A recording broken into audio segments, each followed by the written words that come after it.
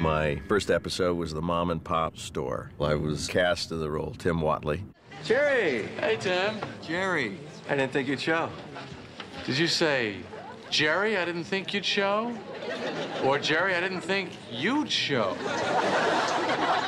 Elaine, hi. Whoa. Tim? Well, really glad you came. What? I'm really glad you came. Uh-huh. I knew that Jerry and Larry responded to these actors that were with Elaine who were flawed. I brought in character actors who were sort of wrapped in a leading man look. I thought that was a one-shot deal. You know, I asked Elaine to go out with me, and she said no, so I thought, okay, that's the end of that. Tom Gamble had bought the John Voight car. Which was really cool, because that was the original. I remember the day you bought that car. I was like, maybe I'll get to meet John Voight, because I bought his car. You bought a car because it belonged to John Voight?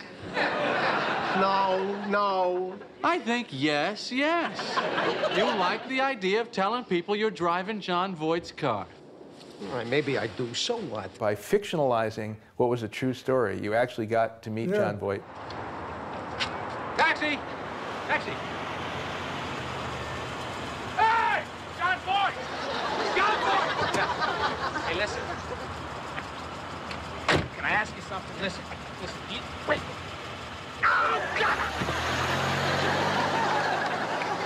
This chain of events that got you, Tom Gamble, to meet John Voight, and he turned the corner and just took one look at the car and just went, I've never seen that car before in my life. It was great. I felt very vindicated. Yeah.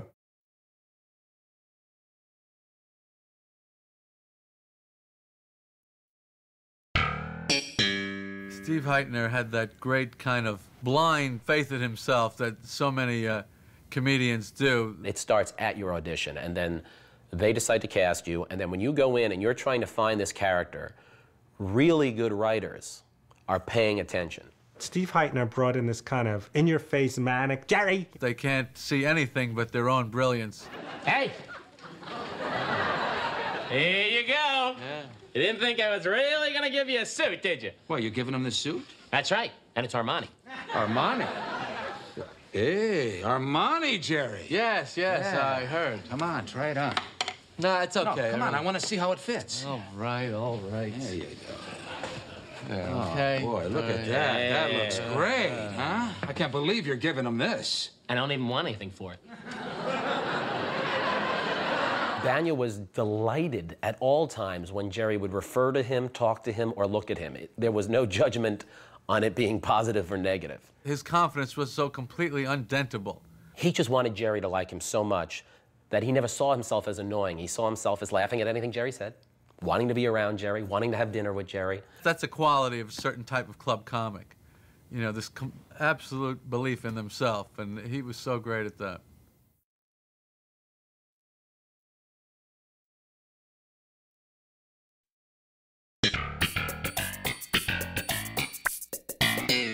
I got the first name. You found out Kramer's first name? That's right.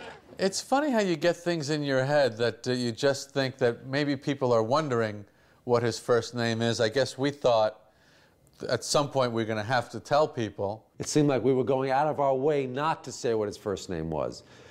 So that was probably the impetus to do it. Everybody was thinking about it. We were all thinking about it.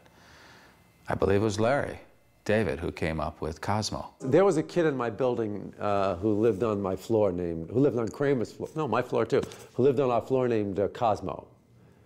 And that name kind of stuck in my head. And we all went, yes. Because it's perfect.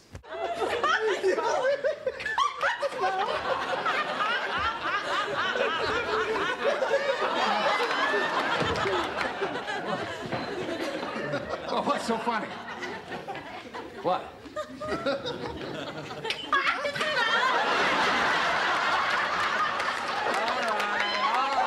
Okay, so you know the name now, huh? The cat is out of the bag.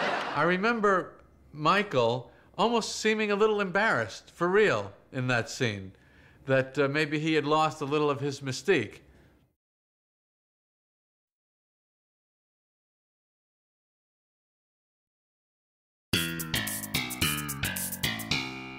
Merry Christmas, George. And bring me back some of those cigars in the cedar boxes. You know, the ones with the fancy rings? I love those fancy rings. They kind of distract you while you're smoking. The red and yellow are nice. It looks good against the brown of the cigar. I played George Steinbrenner on Seinfeld. You probably recognize me better this way. I remember we originally did try and get the real George Steinbrenner. We failed. And Jerry and I were talking, he said, well, what do you think it sounds like? And I said, well, you know, I think the character kind of, you know, he kind of talks like that, and he should sound like that, and hey, George, pass the calzone, you know. And Jerry said, well, why don't you just do it? And I said, okay, fine, you know. So that was that. It was a very, very up-tempo, hyper voice, and I just put actions to match the voice, and it just came natural for me when the voice started doing it. Because if I'd have been doing the voice, I'd have been doing the same thing. What he is doing is just going,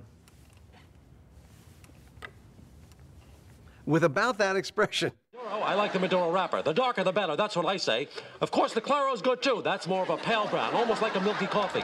I find the ring size very confusing. They have it in centimeters, which I don't really understand that well. He really created this very caricatured, this very mercurial personality who's just completely all over the place and neurotic. Larry would always be right by my side, sitting on an apple box or sitting on the camera dolly or in a director's chair with a microphone, going nuts to Steinbrenner. And I used to enjoy just watching Jason, just seeing whether he was going to crack or not, because the stuff Larry was coming up with was just wonderful. All right, Georgie, come on. Yeah, George. I mean, how the hell I got through any of that stuff? If you had ever turned the camera around, it was a freak show. Fans would yell stuff at me who watched Seinfeld. They'd say, hey, I saw you on Seinfeld.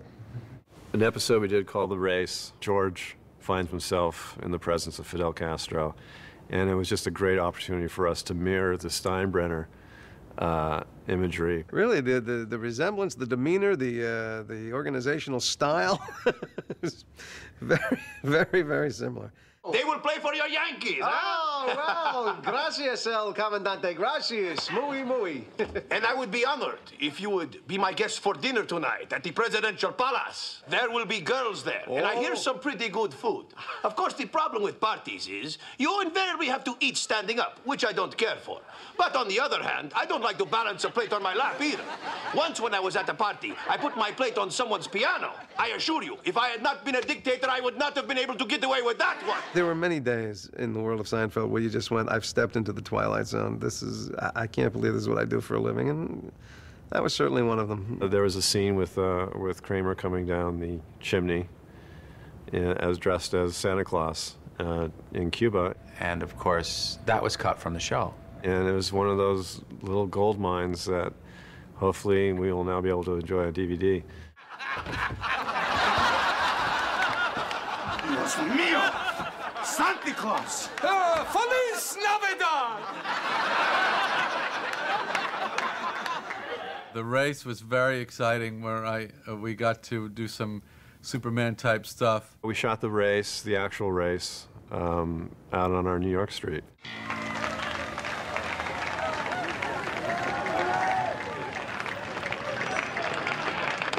Once the scene started, we decided to play it out in slow motion. And we must have had close to 100 extras out there. And I think Don McManus was his competition. And there's this great moment after Jerry's victory in the race where Elaine comes up to embrace him to be part of the victory. And Jerry just pushes her out of the way, and it was just a wonderful moment. Jerry came out in this very slick, tight-fitting, very colorful racing outfit.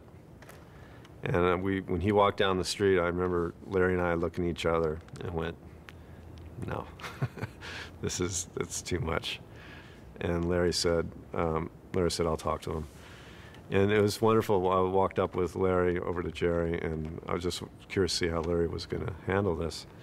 And Larry very simply, just as we had turned to each other and said, shook our heads and said no, Larry did the same thing with Jerry. He just walked up to him and said, no, I don't think so.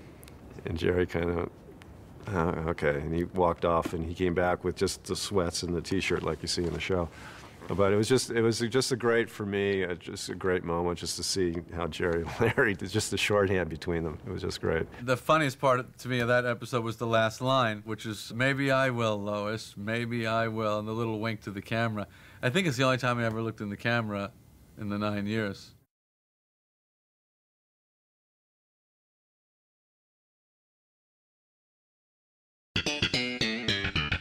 The whole idea of regifting came out of one of those things which everybody does.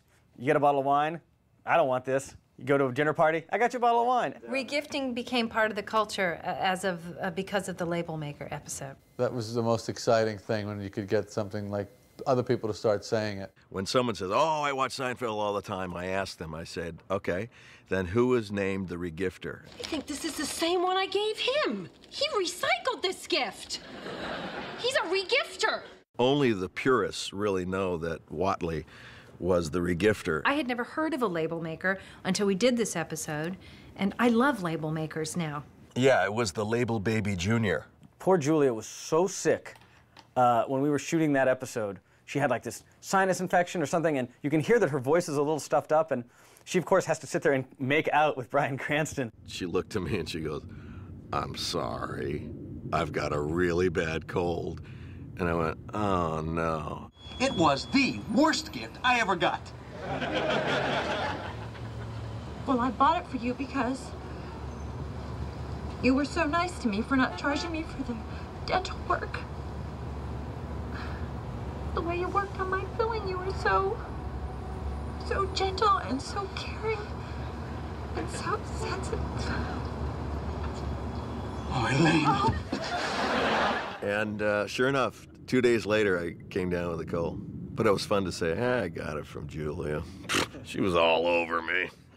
Wayne Knight's run down the street, I actually wonder if he had any dancing training, because, I mean, he could really physically move. Early in life, I had been hurling myself for comedic reasons because it's unexpected.